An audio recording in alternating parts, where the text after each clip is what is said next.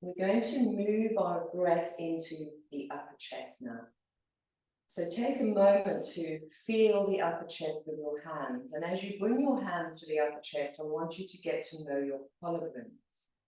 So touching your collarbones with your fingers and then feeling the bony breastplate and the upper chest. Now, although it's hard to feel your back behind there, just try and get a sense that the upper chest is also the upper back.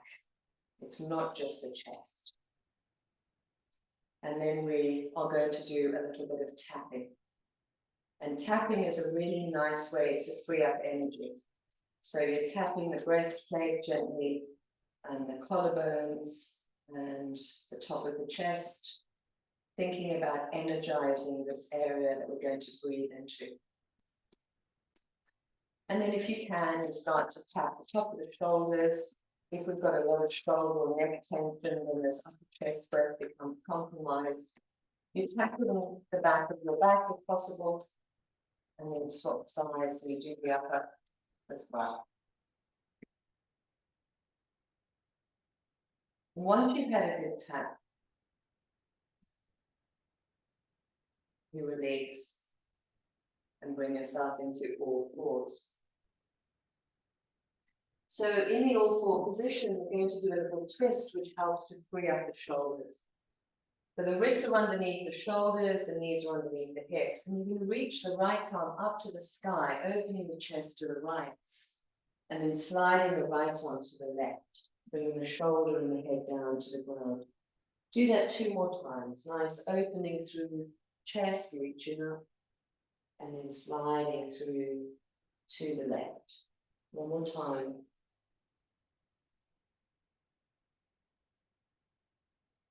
And as you slide through the gap, stay there.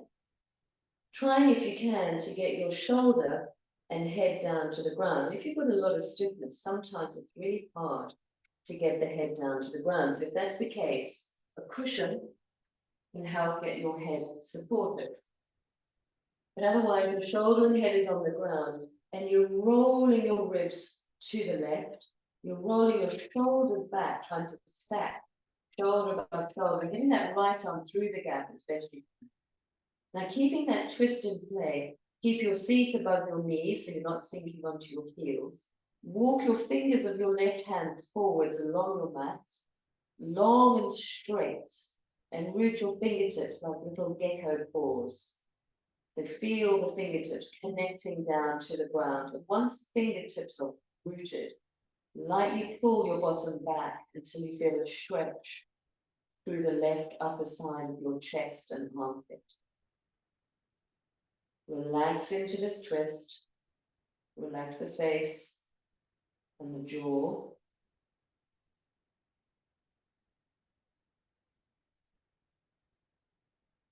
You'll find the breath is a little bit restricted because of the shape that you're in.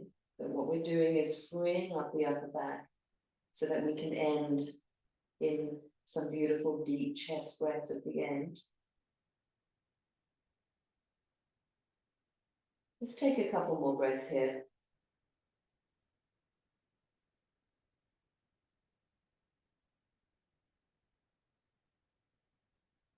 Now that hand walks back and you push into all fours. And in that all four position, you can soften the elbow and do some nice little shoulder rolls. And then we'll simply do the other side. So this time, you got the left arm reaching up, inhale, and slide it through the gap on exhale. 2 more times, working slowly, never rush. Nice opening, and then sliding through. Last time. As you slide through the gap, make sure that the shoulder comes down. Sometimes I notice that the reason why shoulders don't come down is because someone hasn't slid through enough. So they've brought their arm through a little bit and they're like, there's no way I can get my shoulder down. So get your arm through even more and then start to lay the outer arm and the shoulder down by bending the opposite elbow to get you down there. Now using your right hand to turn you a little, pushing into the ground, stacking shoulder above shoulder. Align your pelvis, feel the twist, and then inch your right hand forwards, rooting those gecko fingertips down onto the ground, elbows straight, and pull back away from the fingers. If you're not feeling much of a stretch, try and walk the hand a little further forwards, and then that will start to kick into the chest. Remembering to breathe.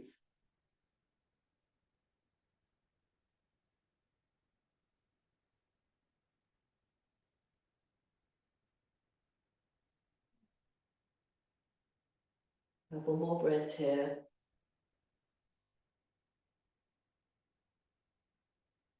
And the hand will slowly walk back.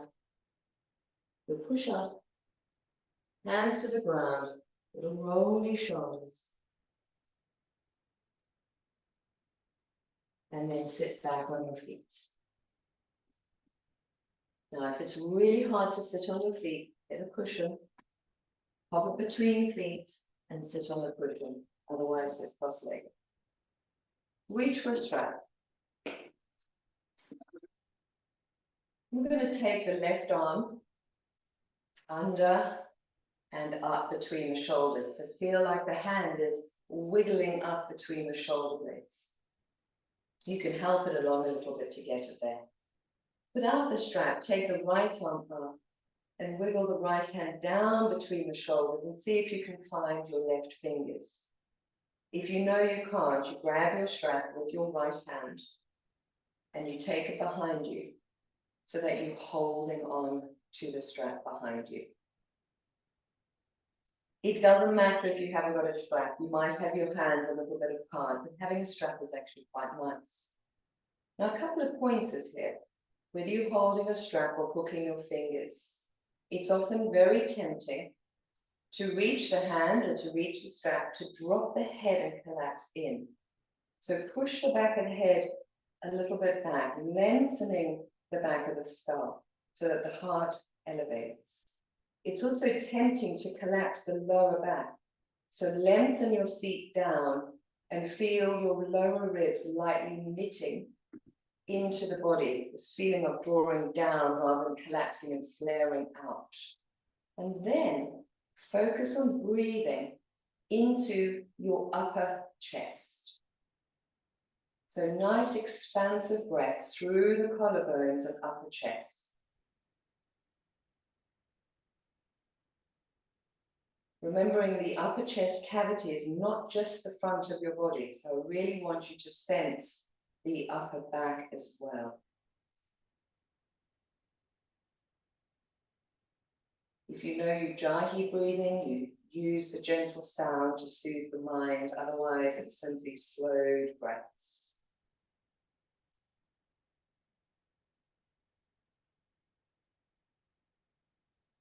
The interesting thing about upper chest breathing, it's right at the tail end of the breath. So when you think you've just about finished the in-breath, try and sip a little bit more air in to expand the collarbones even more.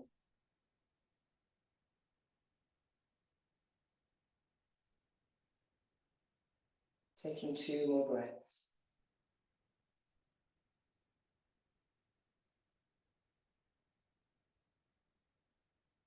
As you finish that last breath, the arm releases. Rolling out the shoulders. And it gets tiring to sit on your feet, so come back to the old floors and give yourself a little shake out. You might even like a little down dog stretch, spreading the feet out and wiggling the hips out, lengthening your spine, taking a breath in through your nose and out through your mouth.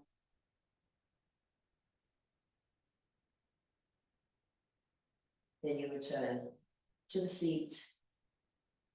You can sit cross-legged, you could be on the chair, you don't have to be in this position. So let's try the right arm under and up. And I can feel there's a lot of restriction today in the shoulder. I overdid it doing something the other day, so I can feel that. And the other arm up and over. So remember, there's no forcing, maybe the same is happening to you. If your fingers aren't touching, you just take the strap with the top hand and you Take it around and try and find the strap with the bottom hand. And then there's that beautiful lengthy tail.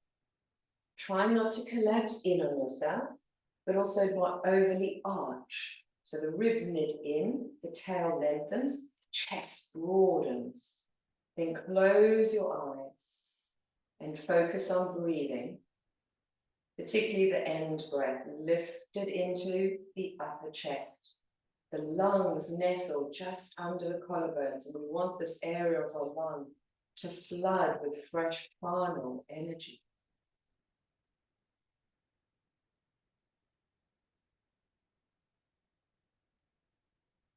Remembering it's so important to empty the lungs out completely. So continuing to focus on the upper chest breathing.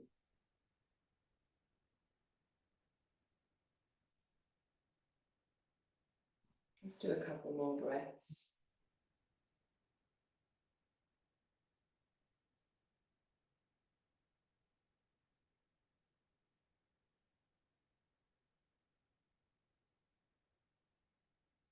As you finish that last breath, just slowly release down.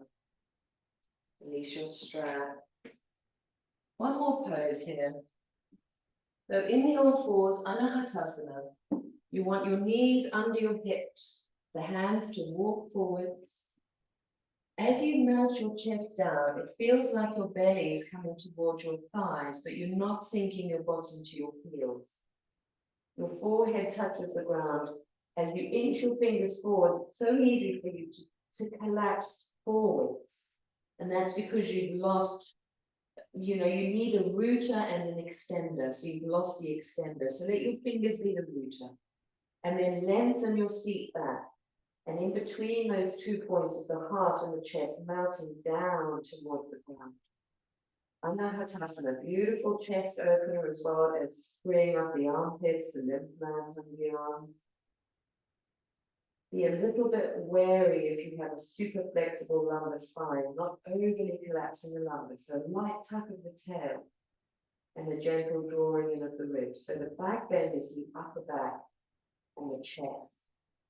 Feel the chest melting down with each out.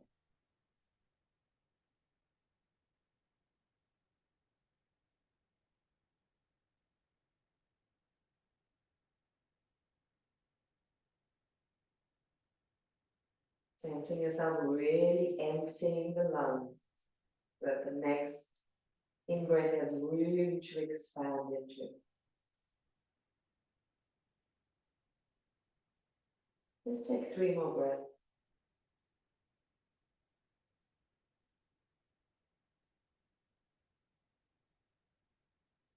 When you finish this next breath, you slowly walk the hands back. And as you come to sit on your seat, you want to have a little cushion that's got a little bit of lift to it. It's not too high, but it's not too flat. So you're going to lie down on your back. Take your cushion under your sacrum, so that your hips are a little bit higher than your chest and shoulders. Your fleshy bit of your bottom is sort of hanging over the cushion, and your sacrum is nice and supported by your cushion. You've got your feet on the floor, and your knees are bent, and you reach up with your arms, and you're imagining that you're holding a pot, and it's full of water, and you want to shake all the water out of the container. So you just start to shake it up and down, and you feel the shoulders starting to shake. So really shaking. I'm going to stop shaking so I can speak properly, but you're really shaking your pot as if you're trying to get rid of all the contents, and it starts to free up congestion around the upper chest and lungs. Keep going with your shake.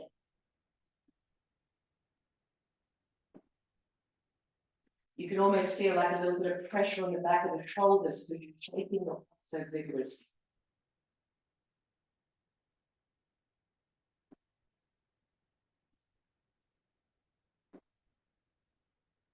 You might even notice your breath starts to do a little, almost like a strange panting.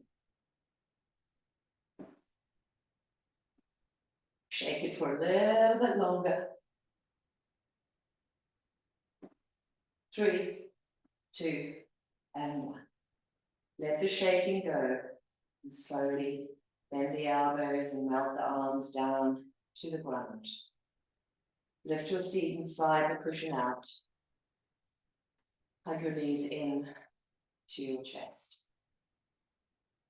Open the arms wide. Roll the knees to your left armpits, keeping the right shoulder down and really stretching out through the right arm. Rolling the shoulder down the back so that the right side of your chest is beautifully open. Your head can turn to the right or it can stay looking upwards. You close your eyes, and as the breath settles, just guide your attention into the right upper chest, the right armpits and side, and the right upper back. Feel the breath expanding through the space.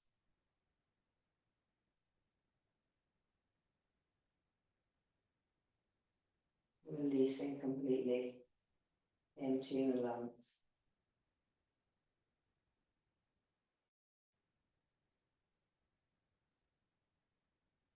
So after this next breath, you bring the knees up and over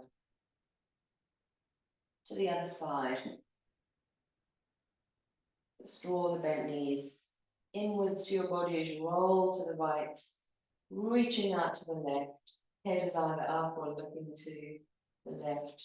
Try to relax the shoulders down so they're not punching into your ears, and then turning and looking to your left-hand side. And here you're focusing on breathing into the left upper chest and armpit space, as well as the left upper back.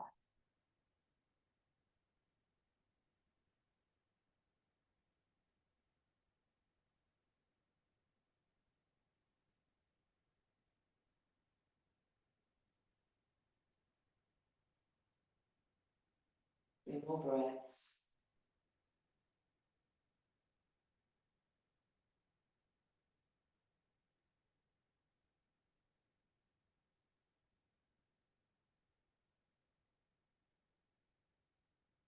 After that next breath, bring those knees back up. Hug the knees in. Stretch the legs out one at a time along the mat. Turn the palms to face upwards by your side. Relax the shoulders down away from your ears, closing your eyes, and simply feeling into this experience. And noticing your body lying here. You might feel some tingling or pulsing in certain parts of your body. You're becoming aware of exactly how you feel. You relax, releasing into the ground.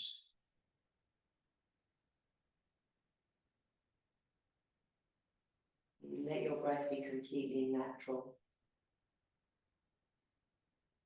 And you turn your attention with curiosity towards the way you naturally breathe. There's no judgment. You're simply watching your body breathe.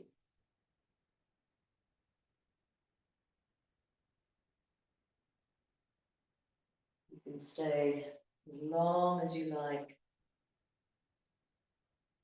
or if you are ready to release, you stretch the arms and roll to your side to sit up. If you're going to stay there, enjoy some deep rest. Simply allowing yourself to drop into beautiful stillness, where you watch the breath rising from stillness and returning to stillness.